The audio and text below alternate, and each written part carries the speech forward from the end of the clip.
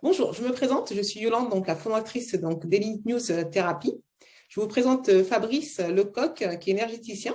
Je vais laisser Fabrice se présenter. Ok, merci Yolande, bonjour à toi et bonjour à vous. Eh bien, effectivement, je pratique l'énergétique depuis pas mal d'années, puisqu'en fait, j'aime les gens, et puis je dédie mon temps et mon énergie pour cela. Je sors d'un soin juste à l'instant. Et donc, j'ai plusieurs formations qui se sont accumulées au fil du temps, au fil des années, notamment la médecine chinoise, principalement, et puis la médecine ayurvédique un petit peu aussi, et la médecine amérindienne, entre autres. Voilà. Mais d'autres médecines alternatives. Merci. Alors aujourd'hui, on va vous parler du soutien-gorge. Je suis sûre que vous êtes en train de vous dire, mais pourquoi on va me parler du soutien-gorge? Donc, soutien-gorge, j'ai appris par Fabrice que le soutien-gorge avait un impact sur la santé. Donc, je vais laisser Fabrice prendre la parole et nous donner les informations sur le soutien-gorge, ce qu'on porte tout le temps. Hein. Donc, Fabrice, je te laisse Ok. Eh ben oui. informer. Alors en fait, ça fait depuis de nombreuses années que je me bats contre ces soutiens-gorge, effectivement, c'est terrible, puisque déjà le fait de porter un soutien-gorge, eh bien, on n'est pas à l'aise, puisqu'en fait toutes les patientes me disent, la première chose que je fais quand je rentre le soir, qu'est-ce que je fais? On J'enlève mon enlève le soutien-gorge. soutien-gorge. Voilà, et exactement. Voilà. Et là, je respire. Et c'est là que je dis, mais pourquoi tu le mets le matin? Pour avoir le plaisir le soir de l'enlever. Si tu n'en mettais pas le matin, tu serais bien toute la journée. Voilà. Oui. Mais on sait tous qu'on a grandi, la première chose étant ado, quand on a eu donc une poitrine, c'était de mettre un soutien-gorge. C'est vrai que c'est une coutume qu'on met en pratique et qu'on dit aussi à nos enfants de pouvoir mettre un soutien-gorge dès qu'ils ont une forte poitrine. C'est ça. Même petite, hein, je veux dire. Et c'est culturel et sociétal. En fait, c'est dans l'éducation. Hein, ça se transmet de mère en fille. Hein, parce qu'en fait, on manque d'informations. Et à ce titre, je t'enverrai justement les slides, la version longue que je mets en conférence. Parce que, bon, en général, quand je fais les conférences, je mets une version courte, hein, qui est un peu plus concise. Il ne faut pas que ça dure 3 heures, la conférence. Donc, je t'enverrai par contre la version longue, tu verras, c'est édifiant. Et ça a été validé par des médecins depuis 1930, donc ça fait quelques années, hein, qui déjà à l'époque disaient que le soutien-gorge était dangereux pour la femme. Et en 1930, c'était simplement un tissu qui englobait en fait le sein, qui soutenait simplement le sein. Aujourd'hui, c'est devenu très dangereux. Pourquoi? Parce qu'il y a des baleines, il y a du métal. Alors ça coupe, ça sectionne au niveau, je dirais, capillaire. Enfin, c'est vrai qu'on a souvent, quand on enlève le soutien-gorge, on a souvent la marque de la baleine en dessous de la poitrine. Et qui reste des heures. Ouais. Et ben pas que devant, mais même derrière. En fait, oui, derrière, c'est vrai qu'on a… Oui, ouais, partout. tout à fait, ça nous compresse. Voilà, tu es comme lacéré. Et du fait que tu sois emprisonné dans cette partie sacrée de la poitrine, eh bien, effectivement, ça bloque beaucoup de choses, beaucoup de communication, en fait, entre le ciel et la terre. Voilà. Puisqu'en fait, cette partie est sacrée. Pourquoi sacrée? Parce qu'en fait, ça s'appelle un saint. Oui. Saint. C'est saint. Sainteté. Et en fait, un saint, on n'y touche pas. Et en fait, ça reste sacral.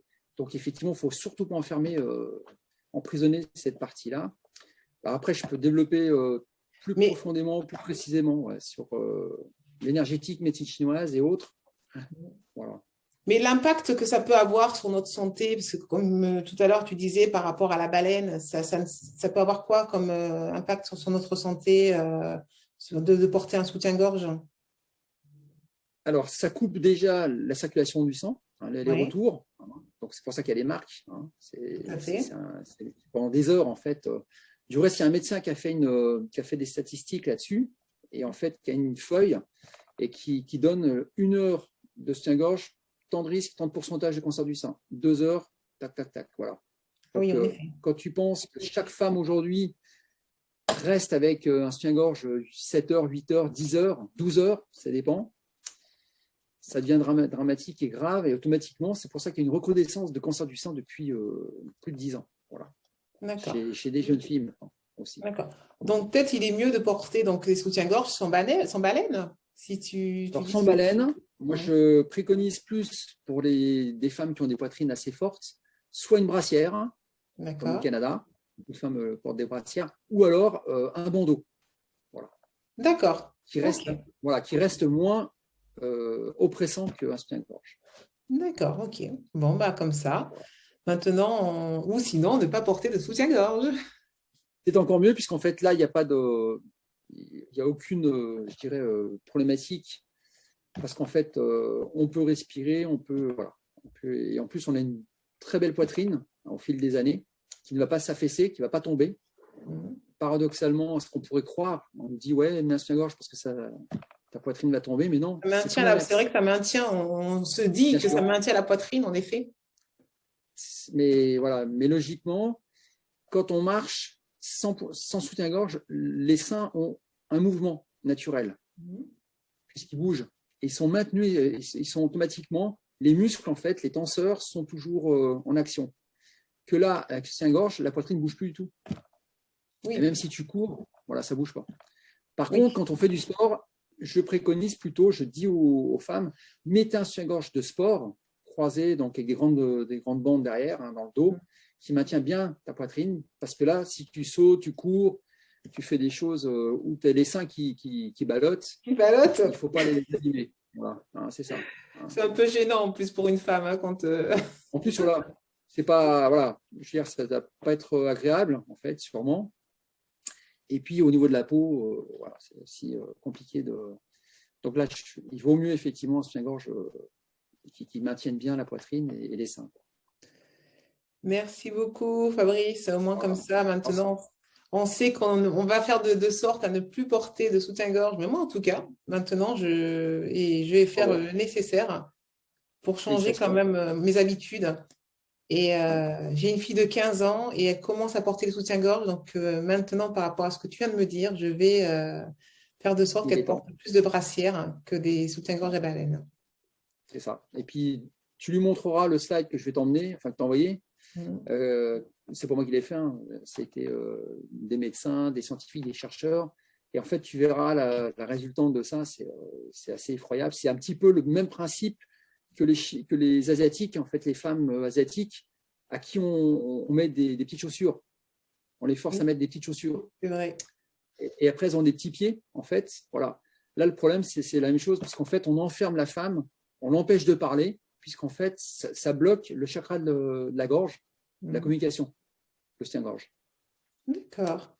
Et ce qui est intéressant chez les jeunes filles qui n'en portent plus, au bout de quelques temps, quelques mois, c'est le retour qu'elles me donnent, qu'elles s'expriment beaucoup mieux, qu'elles prennent leur position, qu'elles prennent leur place dans la vie, et ça change le panorama de leur vie. Ah ouais. Parce qu'elles sont moins enfermées, bien sûr, c'est enfermant.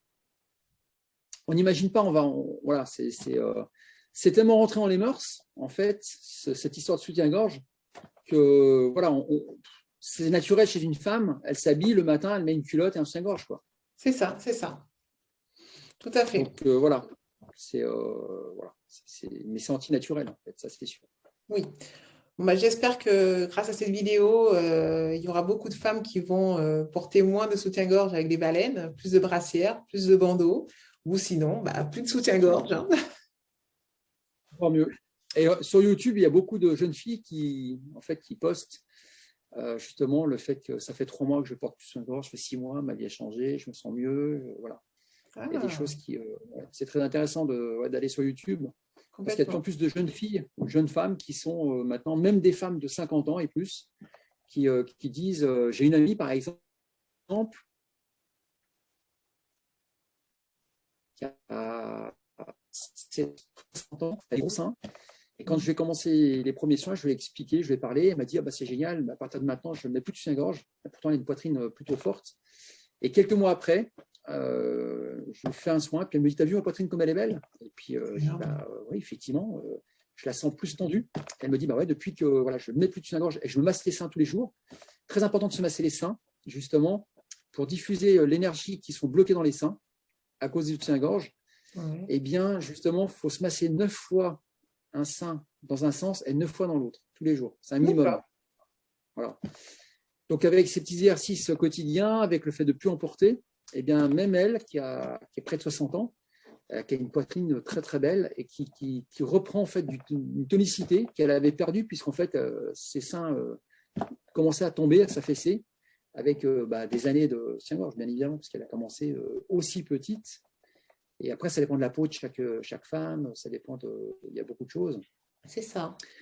Mais c'est toujours un petit peu, voilà, c'est aussi très souvent dans les conférences ou après les conférences, on me dit, oui, mais par exemple, les Africaines ont les seins qui tombent.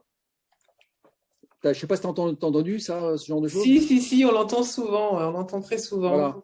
Voilà. Ça revient, c'est récurrent. Alors pourquoi? Parce qu'en fait, elles ont juste un bout d'information, mais elles n'ont pas l'intégralité de l'information. Et ces fameuses Africaines dont on voit les photos qui ont les seins qui pendent, c'est vraiment, ils sont tombants, c'est fait, je dirais, exprès, c'est dans leur rituel, dans certaines tribus. Les jeunes filles, quand les seins commencent à pousser, on leur bande les seins. D'accord.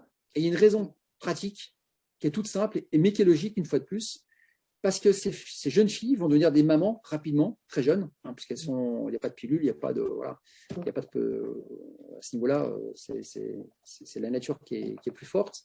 Et automatiquement, les seins vont être complètement plaqués, même en grandissant.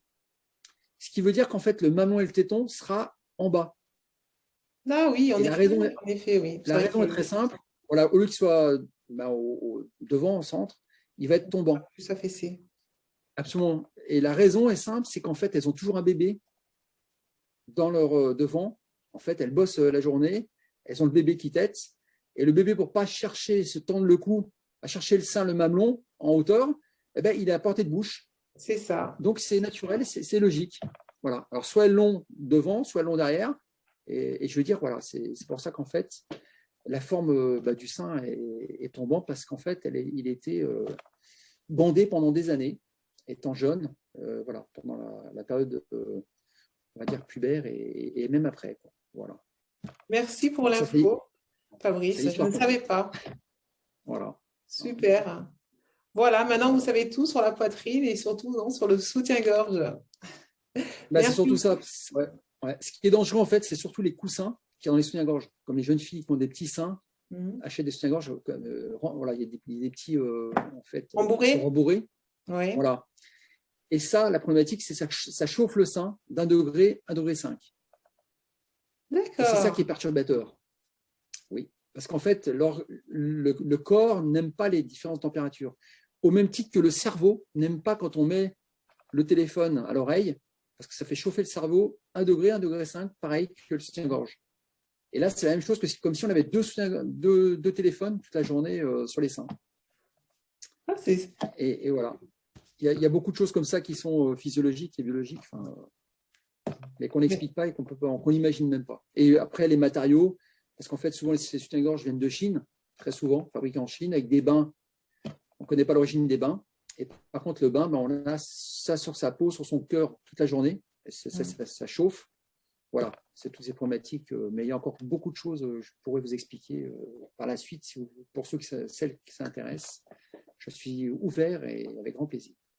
Merci beaucoup, Fabrice. On fera de sorte de trouver un témoignage en même temps, une personne qui sera là pour témoigner, qui ne porte pas de soutien-gorge. Au moins aussi, ça sera aussi, je trouve très intéressant qu'on puisse écouter les personnes qui ne portent pas de soutien-gorge, parce que c'est vrai que moi, aujourd'hui, je ne me verrai pas sans soutien-gorge.